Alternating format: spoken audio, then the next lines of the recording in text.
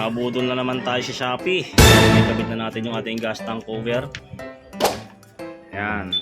So ingatan nyo lang tumalaglag mga boss, yung spring dun sa butas kapag nagkalas kayo, kasi pag nalaglag yan dun sa butas, mahihirapan kayo makuha. Tapos ito naman yung nilagay natin dito, na order din natin ito sa Shopee. So magkaiba yung price nito. Meron din yung mga kaparehas, no, gaya nito. Nagkamali ako nung bili nung una. So ayan, pinamimigay ko na lang to. Comment lang sa baba kung sino yung deserve na mabigyan ko nito. Actually hindi naman tayo nagkamali ng order eh. Kapag may ganito, hindi sa fit, ayaw pumasok nito, ayaw mag-lock. So kung hindi nyo lalagyan nito, okay lang to, pwede to. Pwede nyo pagtsagaan to kung hindi nyo siya lalagyan ng additional na ganito. Makikita nyo naman kung ano yung pagkakaiba nila eh. Ayan yung pagkakaiba ng dalawa oh. Oh, marami tong design.